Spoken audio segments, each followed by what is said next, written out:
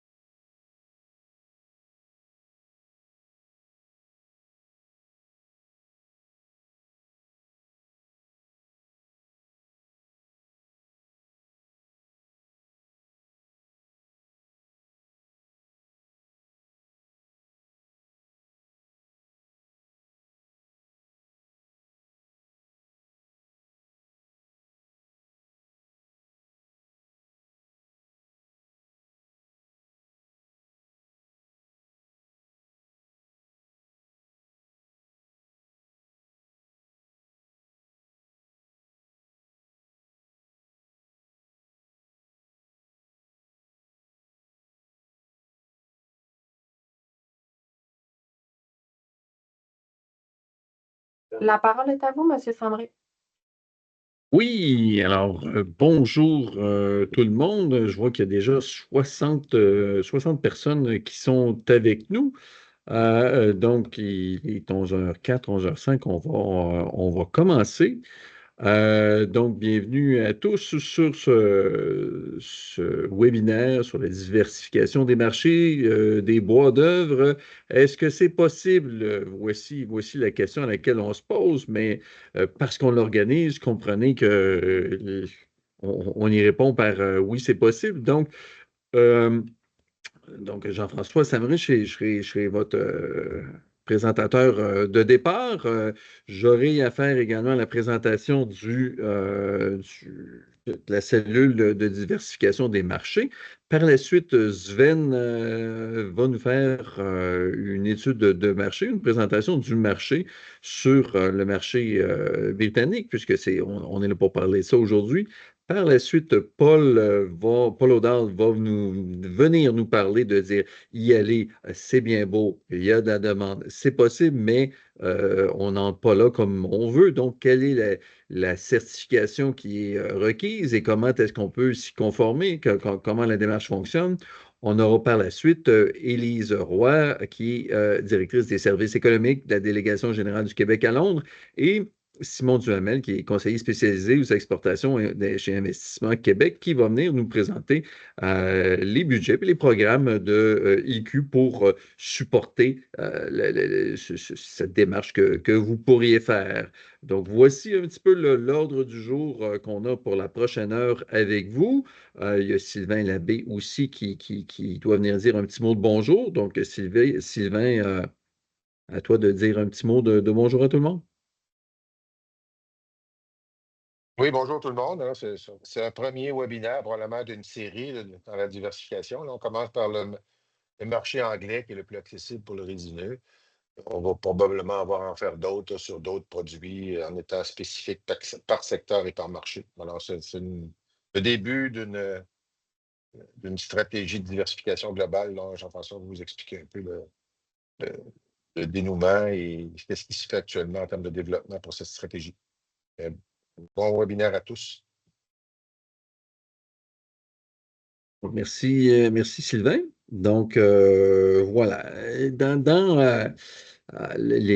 Suite à l'annonce du président Trump de vouloir y aller avec des tarifs, de vouloir faire financer les programmes et le remboursement de la dette des États-Unis par les producteurs étrangers et de taxer leurs produits, donc ce qui revient à taxer la consommation. Donc, ce qui vient à taxer les Américains. Mais bref, derrière ça, il y a la notion de venir dire, et nous, au Québec, qu'est-ce qu'on fait? Le gouvernement, le premier ministre au premier chef et la ministre de l'Économie, la ministre des Forêts, de nous arriver avec l'importance de regarder à diversifier nos marchés, non pas de plus être présent du tout Mais disons que si on pouvait déplacer 5 à 10 du volume vers d'autres marchés, ben, on pourrait être plus résilient. Et c'est derrière ça qu'est venue la création d'une cellule de diversification des marchés. Vous l'avez vu sur les médias sociaux, vous l'avez vu sur les annonces gouvernementales. Donc, cellule qui est composée du MRNF, de Investissement Québec, du ministère de l'Économie, du ministère des Ressources naturelles, du CIFQ et du QWeb. Donc, on a amorcé nos travaux et on va avoir des rencontres régulières. De ces rencontres régulières vont venir également des groupes de travail au sein de l'industrie pour venir alimenter les orientations qui pourraient être prises par le groupe. Donc, il va y avoir différents groupes de travail parce que le marché du bois d'œuvre, ce n'est pas le marché du plancher. Le marché du panneau, ce n'est pas celui de la pâte craft et ainsi de suite. Le marché des granules, ce n'est pas celui du bois d'ingénierie.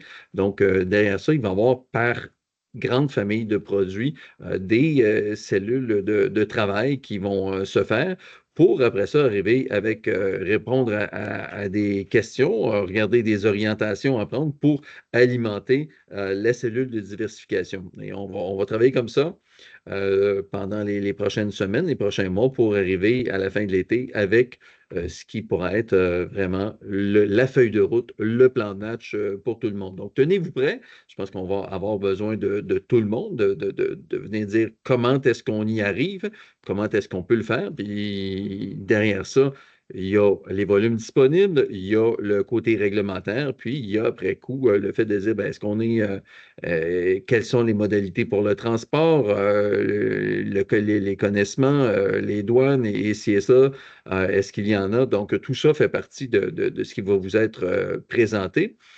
On commence aujourd'hui par un premier webinaire, comme le dit Sylvain, sur le marché qui est probablement le plus près. C'est plus près de se rendre sur la côte anglaise que de livrer à Vancouver. Ça peut être plus rapide d'y livrer que prendre un wagon du CN puis se rendre en Géorgie. Donc, ça fait partie des éléments pourquoi le marché britannique.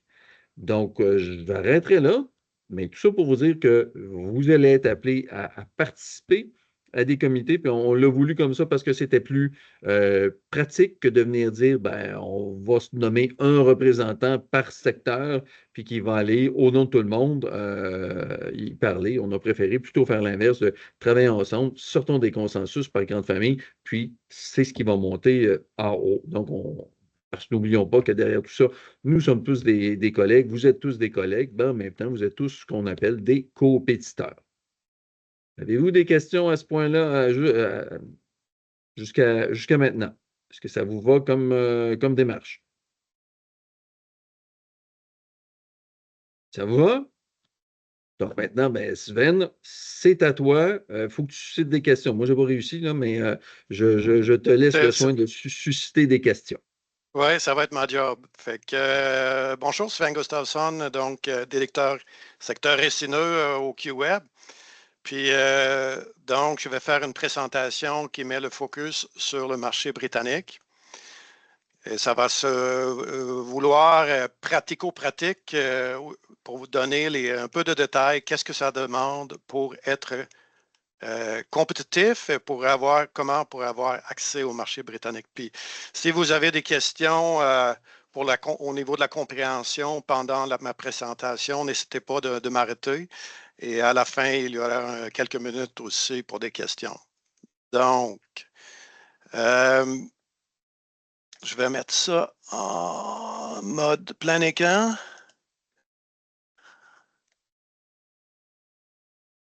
Nathalie, est-ce que je suis bon? Oui, c'est parfait. Good, good. Juste pour vous dire que parce qu'on exporte très peu aujourd'hui, c'est pas ça qu'on a vu historiquement.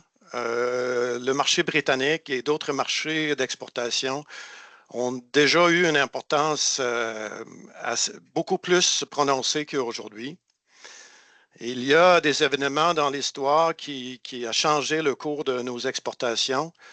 En 1992, je prends l'exemple de la nématode de pin qui a été trouvée, puis des nouvelles règles au niveau de traitement à la chaleur sont arrivées. Puis on peut dire que l'industrie canadienne, québécois, on n'était pas prêts. Puis on a vu une chute dans nos exportations comme ça. Entre-temps, on a tout réglé ça. Tout notre bois est sec. Tout le monde fait du traitement chaleur, fait que ce n'est plus une barrière à l'exportation. La dernière période où on a eu un peu plus d'exportation, c'était pendant la crise financière entre 2006 et, mettons, 2010-2011. Où on a expédié quand même des quantités considérables sur le marché britannique, mais aussi le marché du Moyen-Orient. On sait qu'un produit qu'on exporte pratiquement tout le temps, mais en petite quantité, c'est le 3x3, qui va vers des marchés comme l'Arabie saoudite et l'Égypte surtout. Demeure qu'en 2024, 1%, merveilleux, 1% de nos exportations allaient vers d'autres destinations que les États-Unis.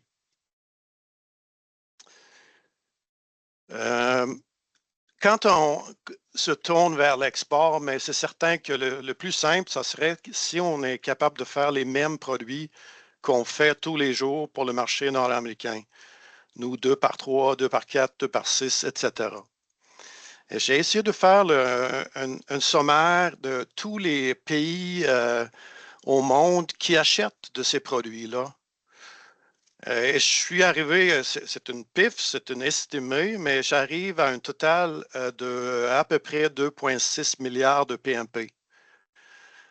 Et vous voyez les marchés, ceux qui sont le plus importants, c'est justement l'Europe avec l'Angleterre en première place.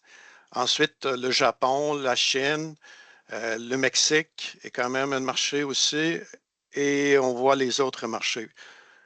En termes de part de marché pour notre bois en Europe, en Angleterre surtout, c'est à peu près 5 à 8% de la consommation de bois résineux au Royaume-Uni qui sont en dimension nord-américaine.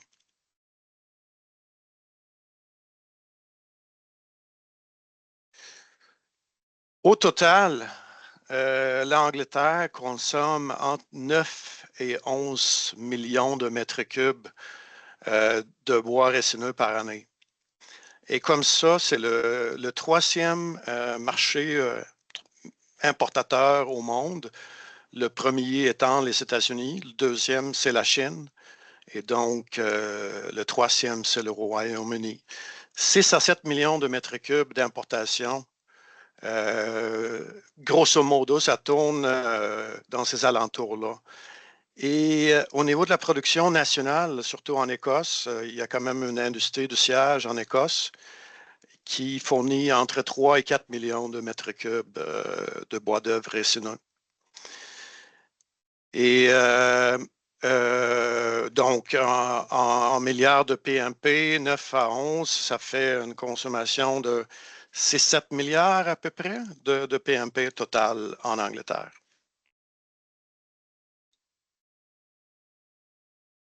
Et ici, un peu plus de détails, comment ça varie d'une année à l'autre. Ici, la statistique, je l'ai obtenue jusqu'à 2023. Vous voyez les chiffres en termes de bois de sciage Sawnwood.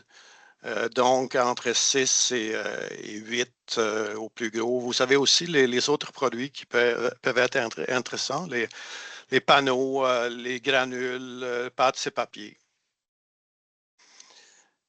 Et les pays fournisseurs, en termes de bois de sciage encore, ici, les chiffres, ce sont des parts de marché.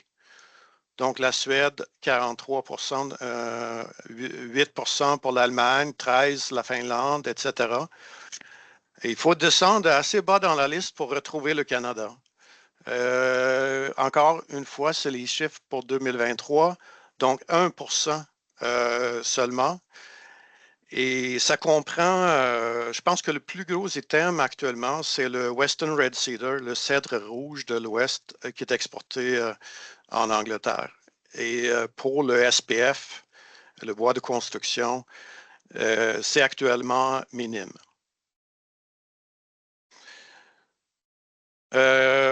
Cette image-là, c'est juste pour pointer une bonne source d'information. C'est le Timber Development UK. C'est l'association qui regroupe tous les producteurs et les importateurs, distributeurs de produits de bois en Angleterre. Puis, ils font périodiquement des bons rapports au niveau de l'importation par type de produit, par origine, etc. Donc, une très bonne source.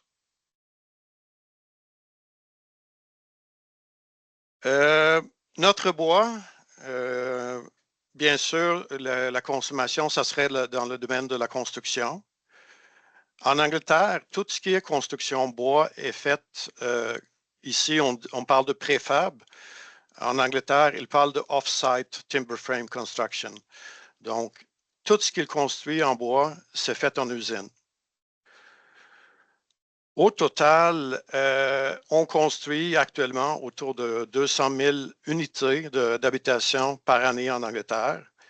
Et les maisons à ossature de bois représentent ça 25%. Comme tous les pays, on a un retard en Angleterre. Donc, on devrait construire beaucoup plus pour combler la demande. En fait, le gouvernement britannique parle de 300 000 unités par année pour combler la demande. Et qu'on a aussi une politique qui vise plus de construction en bois, jusqu'à 40% en ossature de bois.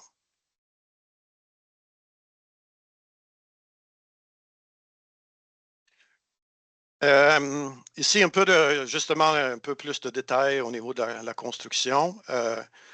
C'est des chiffres britanniques qui séparent la construction. Le bleu, c'est toute la construction résidentielle. Le jaune, c'est par entreprise privée. Il y a des housing associations qui est donc mi-gouvernemental, on peut dire, là, qui sont importants, et il y a des autorités locales qui construisent aussi.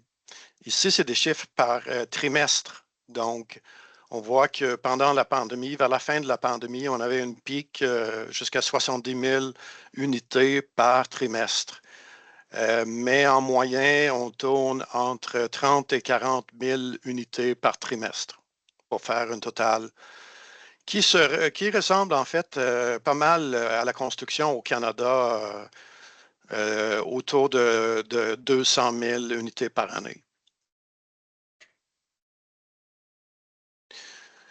Nous, le QWeb, avec des partenaires comme Kofi à Vancouver, comme MLB, comme le CLSAB, on a maintenu un pied à terre en Angleterre. On a donc une personne qui travaille pour nous, Mark Wilkinson. Et c'est certain que les 10 dernières années, ce qu'on a travaillé, c'est des questions d'accès au marché. C'est des questions phytosanitaires, c'est des questions code et normes, c'est des questions qui assurent un accès au marché britannique. Donc, on est quand même dans une bonne position parce que dans les normes, dans les codes européens et britanniques, notre produit est inclus. J'ai aussi mis quelques mots, un petit mini dictionnaire parce qu'ils n'ont pas nécessairement le même langage quand ils parlent de bois en Angleterre. Par exemple, nous, on parle de lumber. Eux disent timber.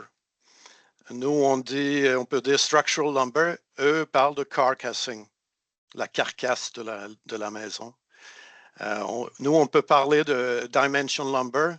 Eux, ils parlent de CLS ou Canadian Lumber Standard. Et ça, c'est spécial parce qu'il y a eu quand même un certain succès par le Canada dans les années 80-90 de promouvoir la construction canadienne.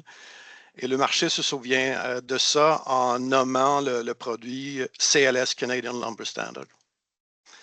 Nous, on parle de wood frame, donc eux, ils parleraient de timber frame. Comme je disais, nous, on parle de préfab, eux, ils parlent de off-site construction. Donc, quelques particularités. Donc, le chien britannique a besoin de bois, peut-être même fin de bois. Puis dans les contacts qu'on a eus dernièrement, on sait qu'il y a quand même un intérêt côté britannique de diversifier, d'avoir plus de sources de bois, pas être trop dépendant de la Scandinavie, l'Allemagne. On sait que c'est clair que le coût de production augmente beaucoup en Europe aussi. Et la disponibilité est moindre, fait que je suis certain qu'il y a une volonté. Est-ce qu'on est capable de répondre à leurs demandes?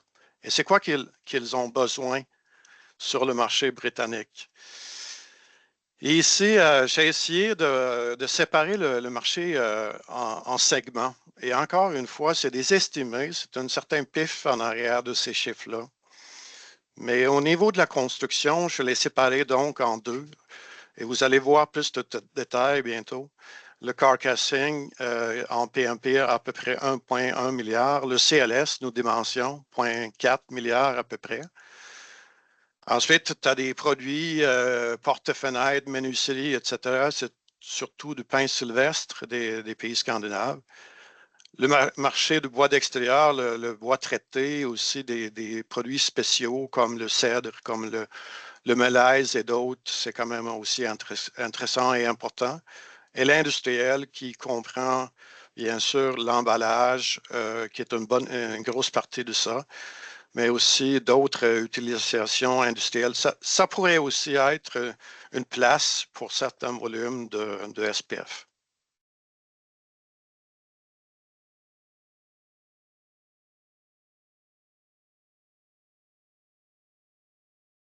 En termes de qualité, qu'est-ce qui est demandé? Le marché, c'est certain qu'il demande une qualité plus élevée que notre 2 meilleurs réguliers. Donc, il faut vraiment le comparer plus avec un produit premium qu'on fabrique pour les home centers en Amérique du Nord. Et c'est surtout au niveau de la flash qu'on est moins permissive. Eux autres, ils parlent d'une pencil wane comme ce qu'ils visent en termes de la flash.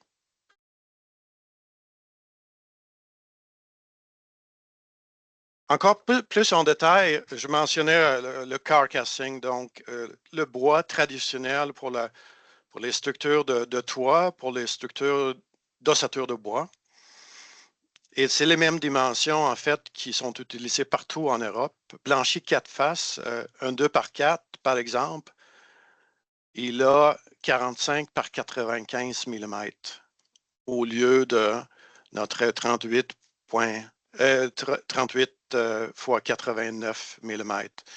Donc, on est plus proche d'un produit de pleine dimension. Et c'est à peu près faussier, 1,78 à peu près d'épaisseur pour finir brut sec à 47 par 100 et ensuite planer 45 par 95. Et en termes de longueur, ils sont prêts à accepter nos longueurs de 8 à 16 avec certains pourcentages. Ça, c'est un exemple. Ce n'est pas nécessairement pareil partout, mais en fait, c'est l'exemple d'un client, de sa spécification. Et vous avez ici, dans la dernière colonne aussi, les pourcentages par dimension. Donc, pourcentage par longueur, pourcentage par dimension. Il y a aussi de la planche qui est 22 mm pour eux. Ils achètent brut sec. Donc, il n'est pas blanchi 4 faces. C'est certain que ça, c'est quelque chose pour une usine ici de se mettre à produire ça. Ça va être facile ou peut-être même impossible d'incorporer dans une production normale. Ça demande vraiment de virer une production pas mal 100% sur l'export. Donc, le target qui est plus accessible pour nous, c'est le segment de CLS où les dimensions sont identiques avec les nôtres. Et encore ici, c'est un exemple, une spécification, un client qui cherche donc du 2 par 3, 2 par 4, 2 par 6 et 2 par 8, avec des pourcentages encore 7, 30, 60. Donc, on voit que c'est vraiment le 2 par 6 et le 2 par 4, bien sûr, qui est le gros du volume. Le 2 par 6, c'est pour le mur extérieur des constructeurs de maisons. Et à côté ici, j'ai aussi, le client a aussi listé, il parle de la flash justement, il parle de Pencilwayne, il parle de certification. C'est certain que la certification environnementale, si ça soit SFI, FSC ou PFC, c'est toujours demandé en Angleterre. Donc, il ne faut pas se cacher de cet détail important non plus.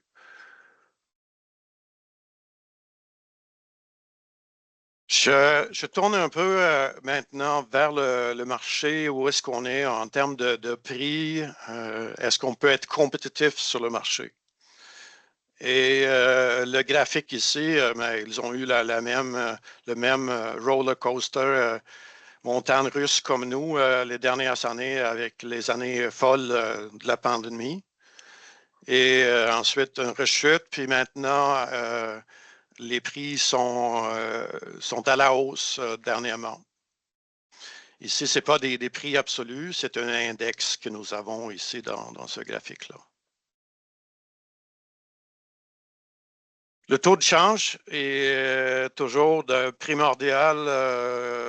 d'importance primordiale dans tout ce qui est vente outre-mer ou toute exportation. Et quand on était, historiquement, on peut dire que le sterling était plus fort qu'il a été les 10 dernières années, les 10-15 dernières années. On avait plus des taux de change autour de 2 dollars canadiens par pound. Maintenant, on a eu une période entre 1,5 et 1,7 à peu près, mais quand même avec une tendance à la hausse dernièrement. Je pense que ce matin, on était à 1,80, 1,85 à peu près.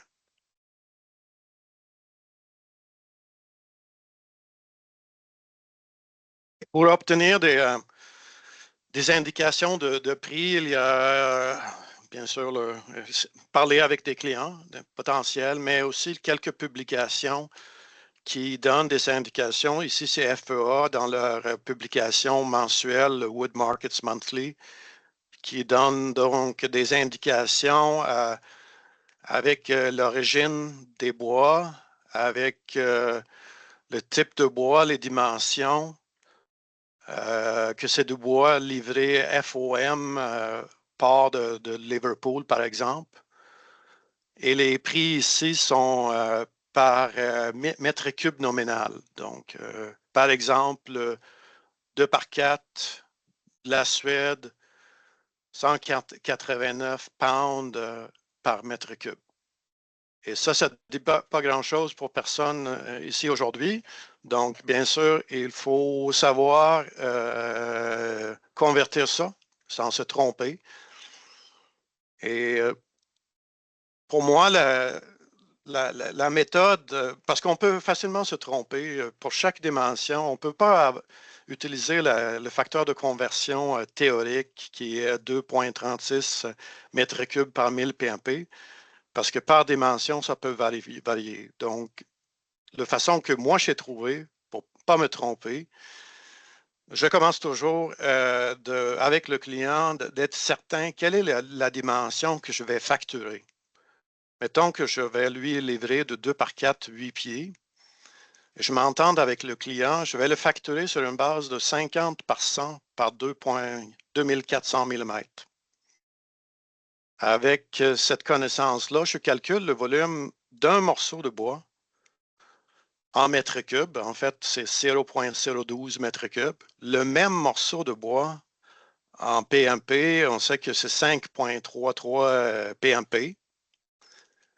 Donc, en 1000 PMP, ça fait 0,005. Et ensuite, je divise les deux. Et Ça me donne le facteur de conversion qui, dans ce cas-là, est 2,251 mètres cubes par 1000 PMP. C'est ça que j'ai trouvé, moi, comme la façon le plus simple, le plus sécure de ne pas se tromper. Ça ne veut pas dire que ensuite on connaît la théorie. C'est certain qu'on veut utiliser des outils plus efficaces pour faire des calculs et des conversions pour des spécifications complètes pour pouvoir donner une soumission. Et nous, au QWeb, on a développé un calculateur. Je ne montre pas tout ici. C'est quelque chose qu'on peut faire sur un autre appel, individuellement, peut-être avec ceux qui sont intéressés. Ici, je montre juste aussi la partie des prix. Mais par contre, ici, j'ai utilisé les vrais chiffres du jour. Et j'ai fait le calcul, qu'est-ce que ça donnerait FOB Moulin comme une indication. C'est certain que ça peut être plus ou moins 50 $ sur ce prix-là, mais ça tourne actuellement autour de 700 $ par 1000 PMP. FOB Moulin chez nous. Et c'est en dollars canadiens, bien sûr.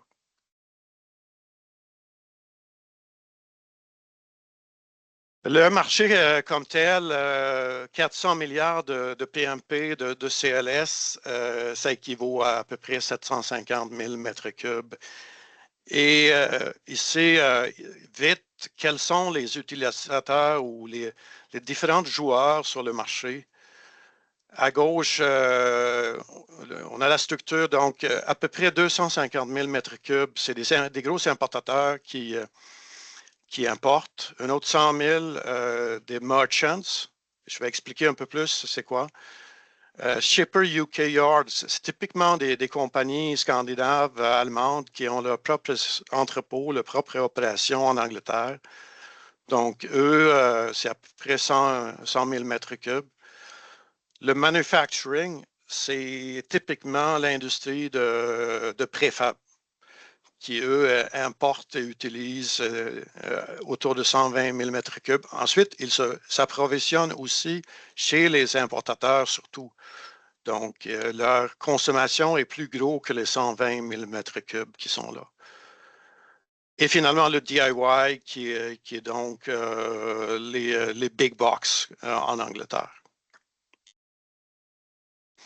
Si j'ai lancé quelques noms d'importateurs et fabricants, Donaldson, National Timber, International Timber, Jewson, etc. Le marché est assez accessible en Angleterre. Tout le monde sont membres de Timber Development UK. On peut aller chercher les contacts sur le site de Timber Development UK. Et nous, on a quand même une bonne connaissance de ces gens-là où on peut vous assister dans des contacts. L'autre groupe de compagnies, c'est donc Merchants et les Big Box. Ici, j'ai marqué quelques-uns. Travis Perkins, c'est de loin le plus gros merchant. Ici, on dirait Pro Dealer en Amérique du Nord. Et B&Q, c'est probablement le plus gros big box en Angleterre. Sur leur site web, on peut aller acheter en ligne. Comme ça, on peut obtenir une indication de prix aussi. Comment ils vendent ça aux consommateurs. Pour aider les membres, au début de l'année, j'avais développé une checklist.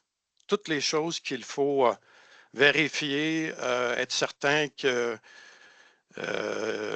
qu'on contrôle, entre autres, le grosseur des paquets, parce que le mode de transport, 7 fois sur 10, ça va être le conteneur par conteneur qui va être le mode de transport à choisir. Même si avec des plus grosses quantités, on peut s'imaginer aussi de faire des expéditions par bateau complet. Donc, ce document-là, cette checklist-là, j'ai déjà circulé. Si vous ne l'avez pas vu, mais demande-moi une copie, je vais vous envoyer ça. Et j'ai mis ici 2 autres considérations. En fait, j'ai déjà demandé mentionné la certification. Et la demande de bois en charpente traité est aussi en augmentation. Je vais me glisser encore quelques mots là-dessus un peu plus tard. Où en fait, j'arrive à la conclusion ici avec quelques recommandations. Et en fait, c'est en contact avec un importateur britannique qui a listé les recommandations qui sont là. Donc, il propose donc à lancer un plan de marketing pour réintroduire, présenter notre bois, le CLS d'abord, de commencer par de petites ventes pour établir la confiance dans la qualité et la fiabilité de nos services, de nos livraisons. D'être là en long terme, pas être in and out. Et on sait tous comment c'est difficile avec un produit commodité comme le nôtre, mais vraiment quand même dans des périodes de ralentissement, essayer de ne pas complètement quitter le marché, essayer de maintenir des quantités minimales au moins. Si on est capable d'avoir un entrepôt en Angleterre, c'est une force importante. Et probablement plus réaliste de penser un entrepôt en collaboration avec un client distributeur. Ensuite, justement, rechercher possibilité de valeur ajoutée, entre autres, de fournir un bois traité qui peut être traité chez un collaborateur en Angleterre.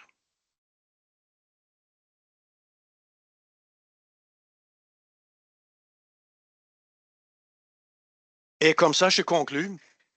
Je pense que c'est possible, mais pas facile de s'établir en Angleterre, d'établir des ventes en Angleterre. C'est certain que ça va prendre un grade premium. Il y a deux façons d'atteindre ça. C'est soit d'écrémer son bois ou de regarder pour changer les settings de sciage pour obtenir plus de bois sans flash ou avec très peu de flash. Je veux aussi souligner que Royaume-Uni, c'est une option. On a commencé là, mais il faut garder l'œil sur d'autres marchés aussi. Bien sûr, le Moyen-Orient est probablement celui qui est comme l'autre marché le plus réaliste pour nous. Je pense que c'est très important d'être là, de commencer à rencontrer et dialoguer avec des clients. Sans ça, on reste toujours dans la pénombre. Il faut se montrer, il faut commencer à rencontrer et parler et comprendre le marché. Mais finalement, comparé avec un marché américain normal, on sait que c'est toujours le numéro un. Fait que ça conclut ma présentation. Et s'il y a des questions, est-ce que je suis complètement en retard ou est-ce que j'ai quelques minutes? Écoute, Sven, je pense que ça va bien. Je regarde dans le question-réponse et je n'en vois pas beaucoup. Je pense que ça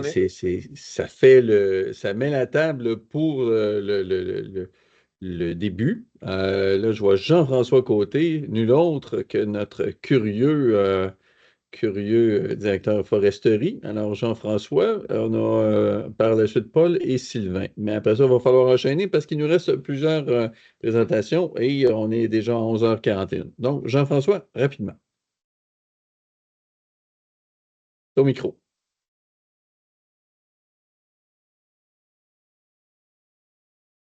Oh, on a un problème à la régie.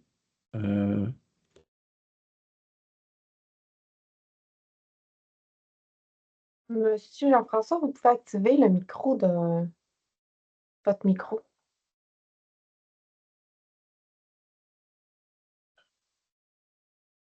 Non, peut-être avec une autre question. Je vais aller voir ce qui se passe. Oui, donc on a en ligne M. Bellani qui nous dit les modalités de vente de négociation des prix seraient-elles plus des contrats ou des ventes de spot? Plus des contrats. Le marché est habitué de placer des commandes par trimestre normalement. c'est certain, quand on commence, ça va être des conteneurs test, donc plus sur le niveau quelques conteneurs, mais ensuite, à la longue, c'est des contrats. Super, merci. On a Emmanuel Forget. Est-ce que le marché UK peut prendre du SPFS? C'est un bon point, Emmanuel. La norme dit que, et Paul va en parler plus, en fait, la norme dit que l'origine canadienne et américaine est acceptée des bio. Mais on a un petit imbroglio actuellement avec le UK où on est en train de clarifier la situation pour le SPFS. Donc, c'est une question qu'on va faire un suivi. Super. Et M. Côté me dit, par rapport au transport, que ça peut être variable, il y a les assurances, il y a tout le truc, il y a le port d'où on part, et est-ce que les débardeurs sont en grève ou pas, mais bref, on évalue à combien du 1000 pieds là, pour, règle générale, là, se rendre en Angleterre? Ou du container? Oui, un conteneur de 40 pieds coûte environ 1800 $.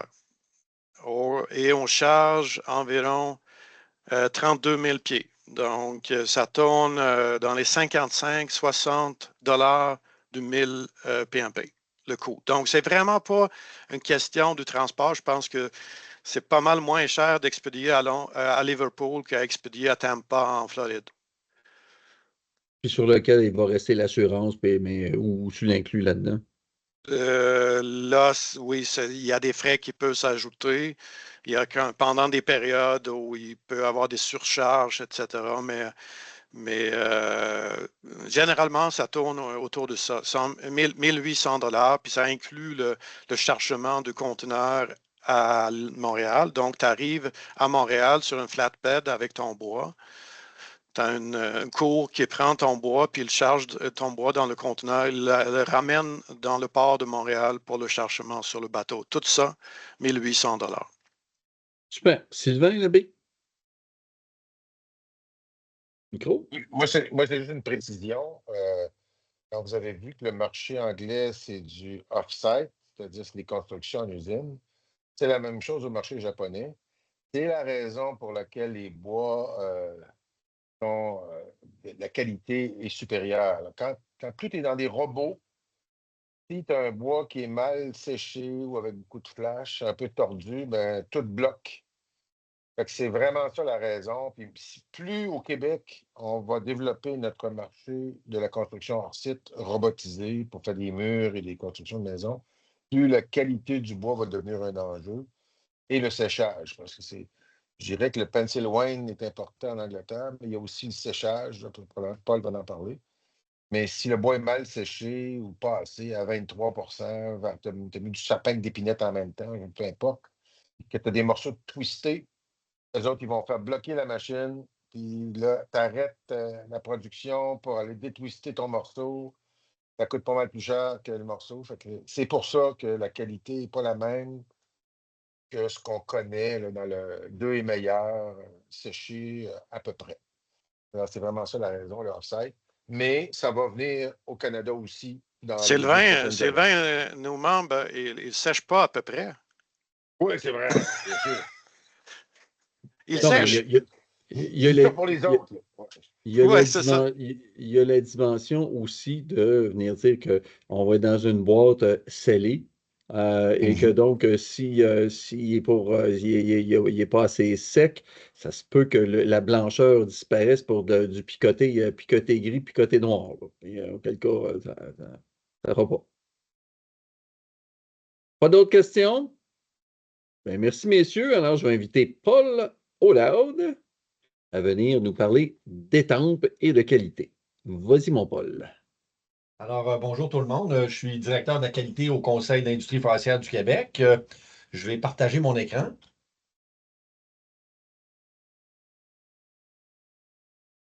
Aujourd'hui, je veux vous parler de la certification requise là, pour pouvoir produire du bois compatible avec le marché du Royaume-Uni et le marché de l'Europe. En introduction, je veux mentionner que en ce moment, on a à peu près 8 usines là, membres du CFQ qui détiennent cette certification-là. Et ces 8 usines-là n'ont pas exporté de bois vers ce marché-là depuis très longtemps. Sont certifiés, prêts pour le faire. Étant donné qu'ils ne l'ont pas fait depuis un certain temps, si demain matin ils décidaient de le faire, ben, on aurait un petit rafraîchissement à faire avec eux au niveau de leur classificateur pour s'assurer qu'ils maîtrisent bien les normes. Aujourd'hui, je vais vous présenter un peu en détail, là, c'est quoi les exigences que ça implique d'être certifié conformité CE. Ma présentation va être vraiment courte, là, puis il va y avoir de la place pour des questions après.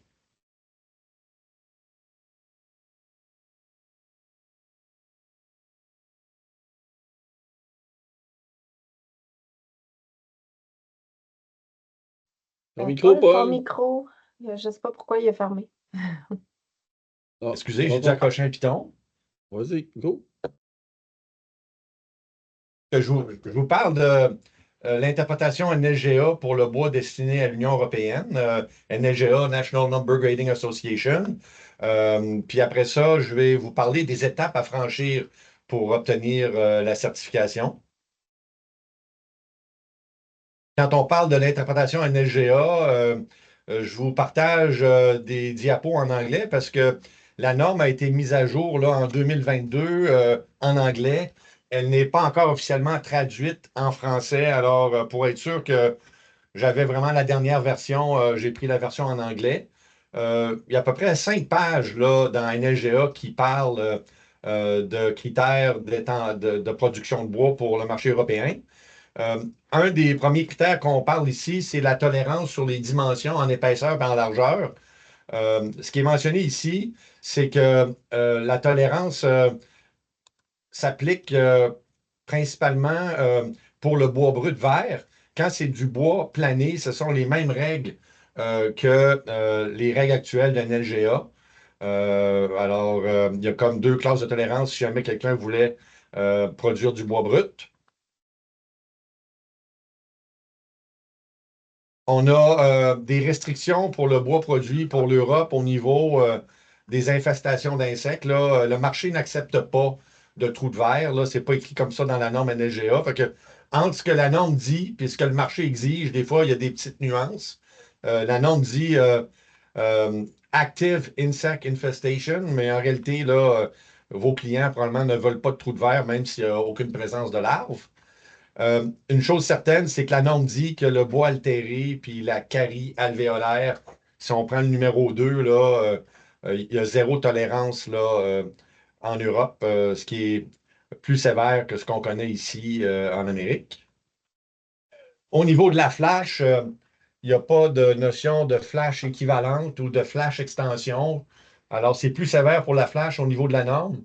Mais à noter que le marché exige plus que la norme, comme Sven mentionnait.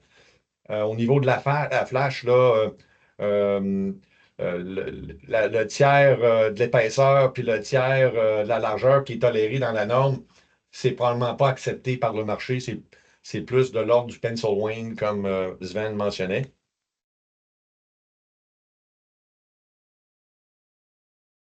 Au niveau des roulures, des gerces puis des fentes, c'est un petit peu plus sévère. Là. Il y a une tolérance maximum là, d'une roulure à travers là, d'une longueur maximum de 600 mm, alors que c'est 2 pieds, là, 24 pouces dans la norme NLGA. Puis au niveau de l'estampillage, ben, ce que je vous présente ici, c'est l'étampe compatible marché nord-américain et marché européen. L'avantage de ça, on parle de bois CLS, là, si dans des dimensions nord-américaines, ben, le paquet que vous produisez, il peut être vendu autant sur le marché nord-américain que sur le marché européen. C'est pour ça qu'on voit la mention NLGA et la mention CE. Puis j'ai mis ici plus bas un exemple là, plus concret. Si c'était une usine membre du CFQ, l'usine 477, ben, le numéro 2 pour NLGA correspondrait à un classe C16 pour le marché de l'Europe. Puis le chiffre que vous voyez en bas à droite, le 0761, ben, c'est le numéro de l'agence européenne là, certifiée pour accréditer les producteurs nord-américains, l'agence MPA.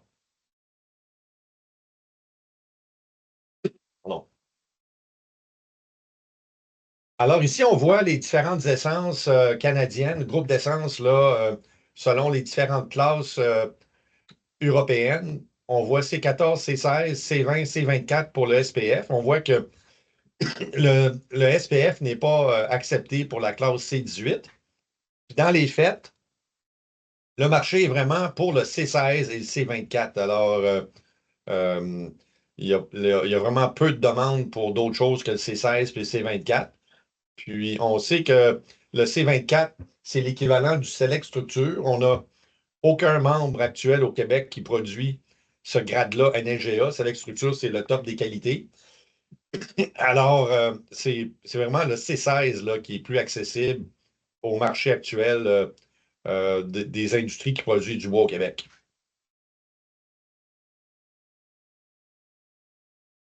C'est quoi les étapes à franchir pour être certifié au niveau CE?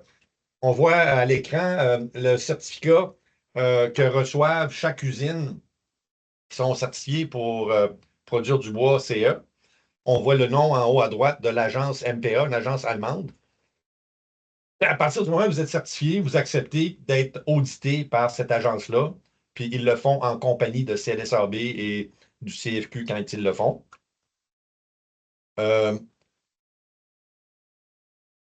La première étape pour être certifié, il faut planifier de la formation auprès de vos classificateurs avec votre inspecteur du CFQ. Vous devez contacter le CFQ pour avoir une offre de service. Entre le moment qu'on forme les classificateurs et le moment que vous êtes certifié, pardon, il peut se passer à peu près un mois d'elapse. C'est souvent dans cet ordre de grandeur-là le temps que ça prend. Vous devez planifier de modifier vos estampilles, là, soit via vos systèmes informatisés ou vos étampes en caoutchouc en conséquence.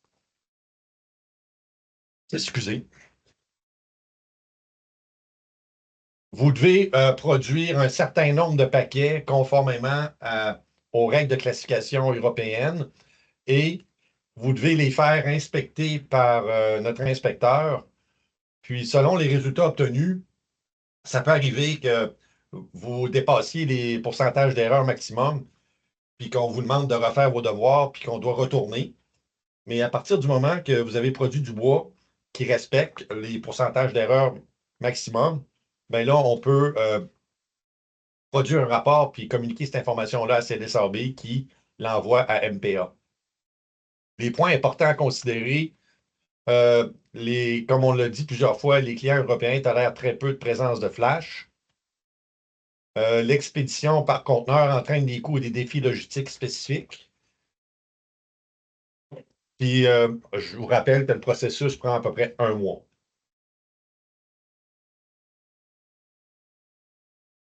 La formation qu'on donne à vos classificateurs, on voit ici un document de formation. On voit les différents grades en haut, C24, C20, C16, C14. Ce qui est en jaune, c'est des distinctions pour différents critères de défaut par rapport à la norme NLGA. Alors, on s'assure que vos classificateurs maîtrisent ces distinctions-là, puis vous devez ajuster vos full graders en conséquence là, pour produire du bois conformément. Une fois que vous avez produit du bois, on va vous inspecter. On a ici un exemple de rapport, puis on voit dans l'encadré en bas les défauts relevés, puis on voit un pourcentage d'erreur ici de 2,38 %, ce qui est acceptable. Alors, c'est le genre de rapport, là, ici, c'était du 2 par 3. Il y avait 798 morceaux, puis on l'avait vérifié. C'est le genre de rapport qu'on communique à CLSAB, puis qui fait partie de la démarche d'approbation. On communique aussi le registre de participation des classificateurs qui ont été formés. Puis essentiellement, avec ces informations-là, CLSAB fait la démarche auprès d'MPA. Et le retour de ça, ben, c'est un certificat, comme on a vu tout à l'heure. Alors, c'est à peu près tout ce que je voulais vous dire aujourd'hui. S'il y a des questions, gênez-vous pas. Peut-être mentionner que je n'ai pas parlé d'humidité parce que dans la norme NLGA, au niveau interprétation, on ne parle pas d'humidité. Ça sous-entend que ce sont les mêmes exigences que l'Amérique. Là. Ça veut dire que c'est une teneur de 19 % et moins en humidité là, c'est l'exigence pour le marché européen. Super, merci Paul. Alors, on voit dans les questions qu'on en a deux qui s'adressent peut-être à Sven. Denis Lavoie nous demande, y a-t-il une publication de type Pribec ou Random Land communément utilisée pour le marché britannique?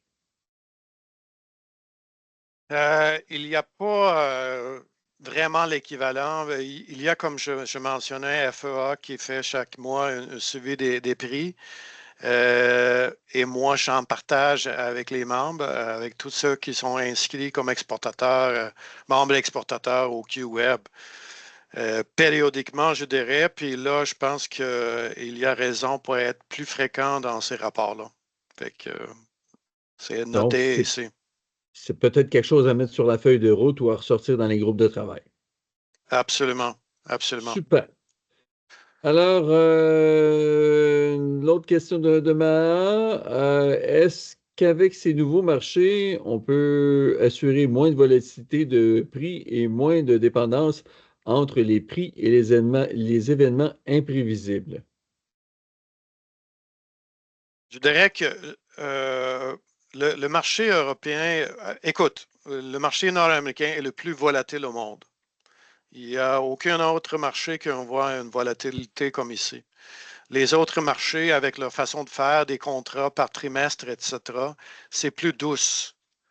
Ça ne veut pas dire que c'est meilleur, mais c'est plus douce en termes d'évolution. Donc, c'est un peu comme une personne qui place dans une obligation. Avec une obligation, c'est stable, on sait ce qu'on va avoir. Le jour où on la signe, on sait les résultats. Puis parfois, on peut dire à la fin de l'histoire, avec le corrigé, et que j'ai mieux performé que le marché, comme on peut dire, et my boy, j'ai raté une hausse de 20 là, mais c'est à peu près la même chose, Sven? Oui, à peu près, mais tout le monde a vu le graphique. Ils ont eu l'histoire de la pandémie, eux aussi. Fait que c'est à prendre quand même avec un grain de sel. Voilà.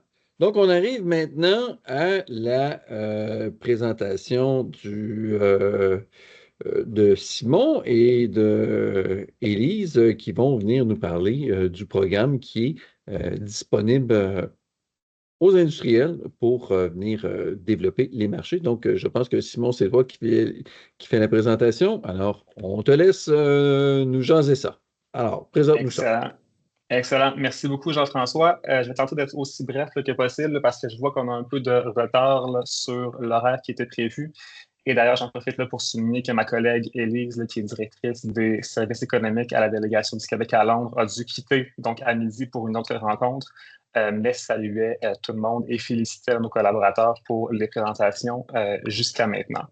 Donc, Je l'objectif quitte de la avec ça, présentation... Simon, fait que je vous laisse et puis je te laisse faire la présentation. Je vous salue. Merveilleux. Merci, Élise. Donc, l'objectif de la présentation aujourd'hui, dans tous les cas, ce n'est pas d'entrer dans le détail des différents programmes de financement là, qui sont offerts. Il y a des gens qui sont beaucoup plus qualifiés que moi là, pour entrer dans toutes les subtilités des différents programmes. L'objectif, c'est vraiment plus de présenter donc, les grandes lignes de l'offre de services d'Investissement Québec là, qui peuvent parfois être un peu méconnues et aussi là, pour présenter les différentes initiatives qui ont été mises en place plus récemment là, dans le contexte actuel. Donc, déjà, Investissement Québec, là, à titre de rappel, société d'État qui est responsable du développement économique du Québec, très connue pour les services de financement, un peu moins pour toute l'offre de services côté accompagnement qui a été mise en place là, au cours des dernières années, notamment là, au niveau de la transformation technologique, des enjeux de main-d'œuvre, des chaînes d'approvisionnement et des services là, à l'exportation. Donc, l'équipe dans laquelle je travail qui est fait évidemment pas seul, mais en collaboration dans le cas de l'industrie forestière avec le QWeb et aussi en collaboration avec les bureaux du Québec à l'étranger, donc Élise, là, dans le cas du Royaume-Uni. S'il y avait deux messages clés là, pour la rencontre d'aujourd'hui, c'est vraiment l'accent sur la productivité et la diversification des marchés. Diversification, là, je pense que tout le monde en parle assez ces jours-ci. Mais je dirais, là, ce qui est important de retenir, puis Sven l'a mentionné un peu plus tôt, de ne pas être là uniquement de façon temporaire parce qu'il y a une menace là, du côté américain, mais vraiment d'essayer de se diversifier de façon un peu plus pérenne là, et à long terme pour avoir un 5, un 10, un 15, un 20 là, des volumes qui sont exportés sur des marchés.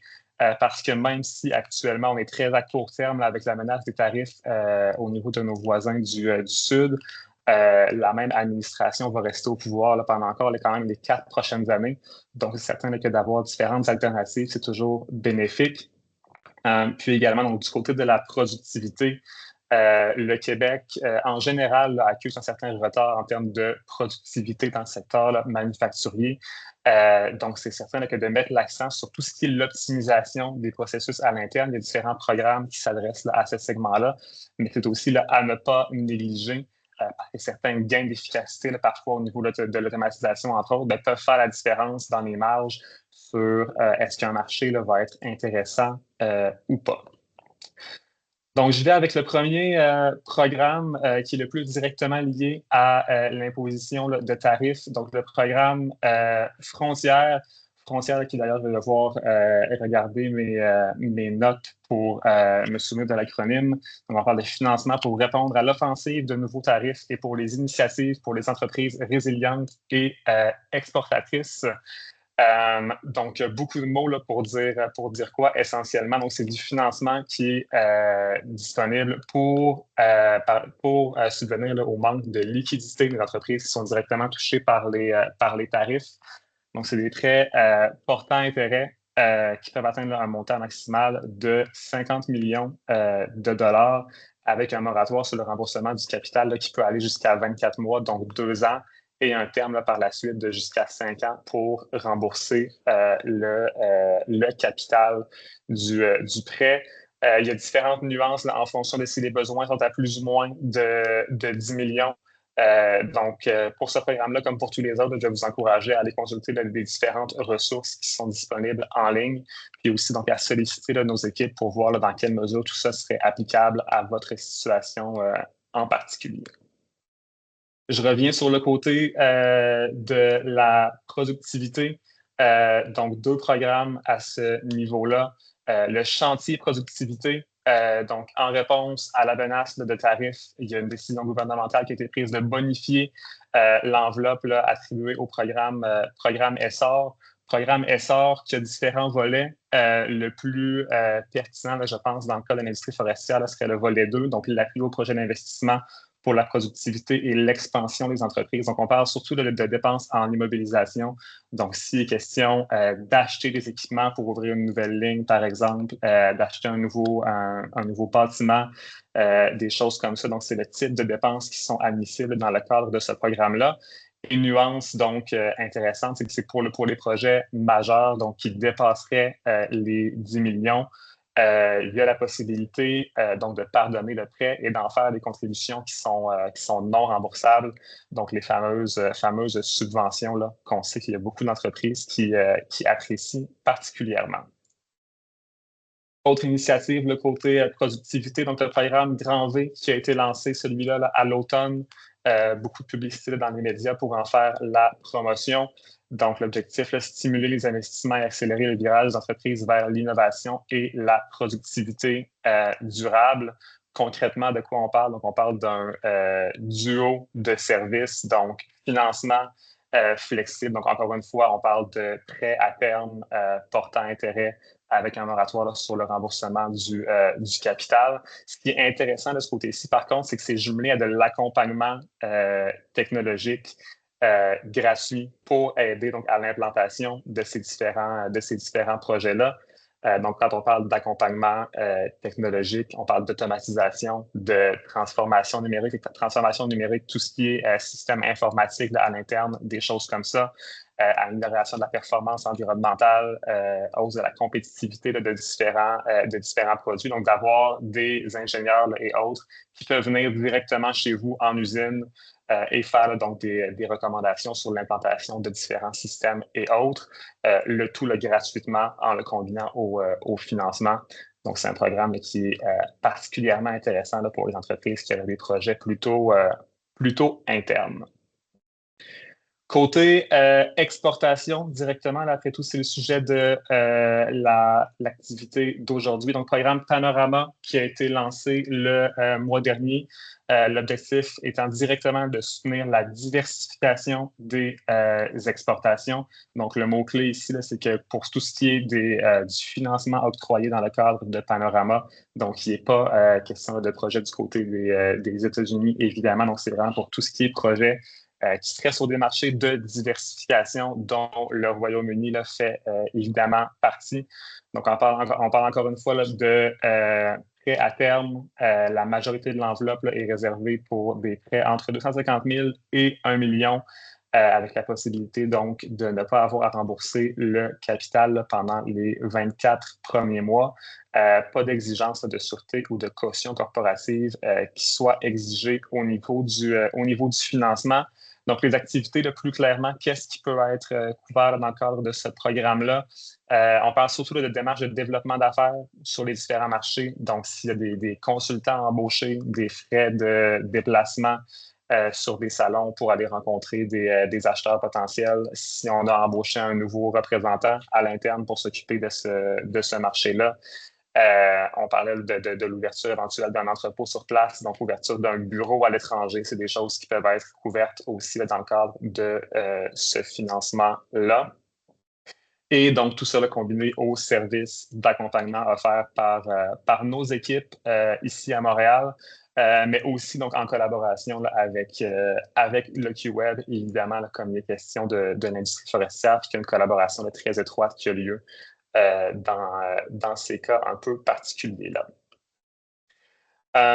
Également, là, des possibilités pour ce qui est des besoins supérieurs à 1 million, sans entrer là, dans les détails. Donc, la possibilité de combiner différents produits financiers qui sont offerts. Puis, il y a une collaboration là, aussi qui est effectuée avec des partenaires comme EDC qui permettent d'aller injecter du capital directement dans une filiale là, qui serait ouverte éventuellement là, à l'étranger.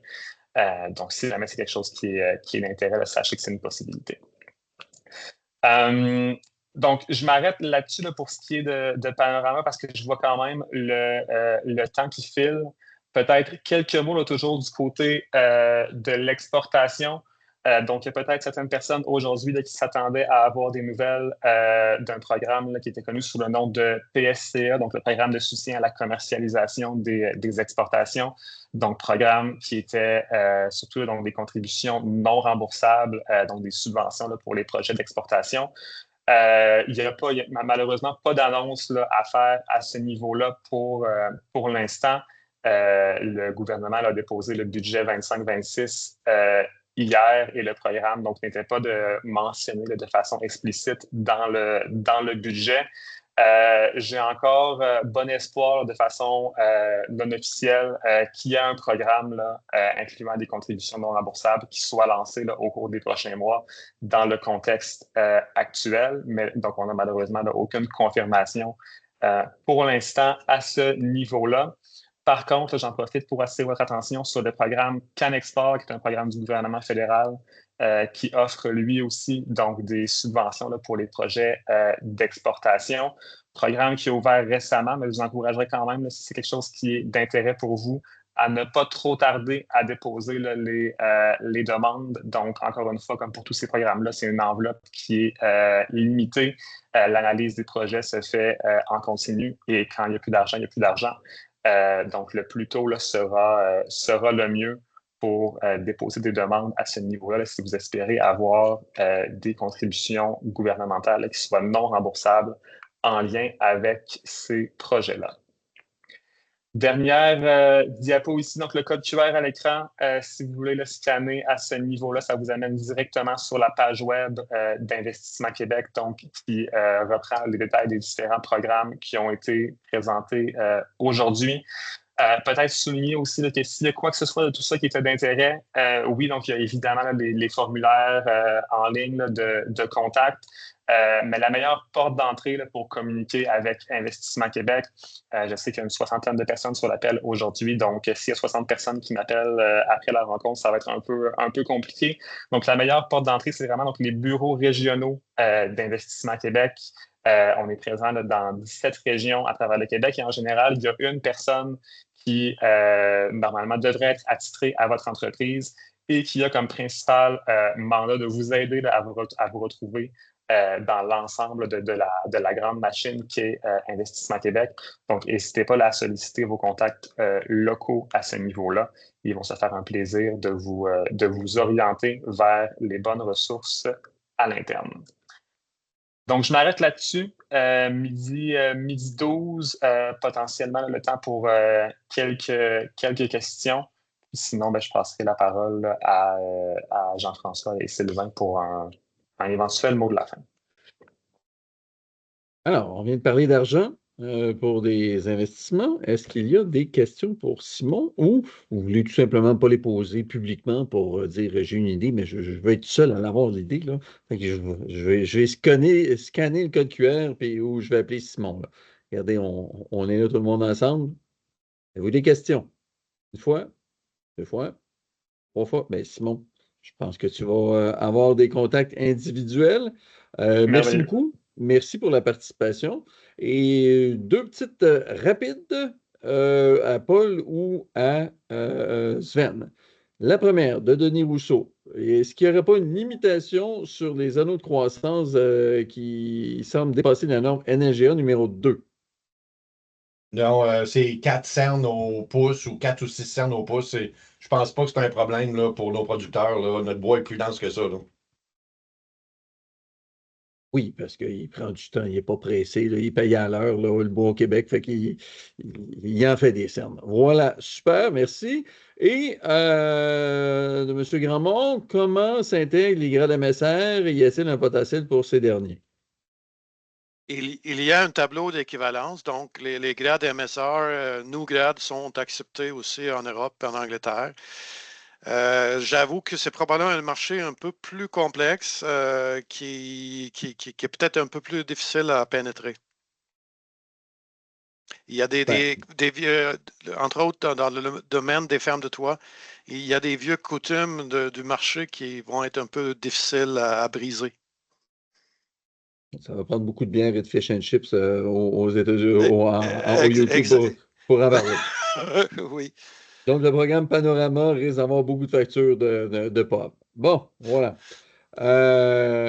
Sylvain, le mot de la fin? Il est déjà médical, mais merci à tous les présentateurs, puis Jean-François de l'animation. Non, c'était très intéressant. Pas trop de questions, c'est bon signe, ça veut dire que c'était précis. Mais comme je vous dis, vous allez être sollicité là, pour aller. Là, on parlait Angleterre 2 par 4, mais vous avez bien compris que si on parle Angleterre, bois feuillu, tout ce qui est là ne sert à rien. C'est un autre monde. Donc, il va falloir y aller par secteur, puis vous allez être sollicité, là, tous les industriels là, pour la stratégie, là, pour avoir faire un développement stratégique plus global par pays pour chacun de vos secteurs. Merci à Super. tous. Ben, merci, Sylvain. Merci à toutes et à tous. Donc, le message, c'est on va le faire ensemble et on va vous tenir au courant sur les dates des groupes de travail parce qu'à un moment donné, il y a la bonne idée. En théorie, ça devrait fonctionner comme ça, mais il faut l'amener au niveau de. En pratique, il y a toujours le diable qui se cache dans les détails. Donc, voilà. 26 mars, 12h16. Merci beaucoup à toutes et tous. Puis on est là pour vous. Donc, je n'ai pas, écrivez-nous. Merci beaucoup.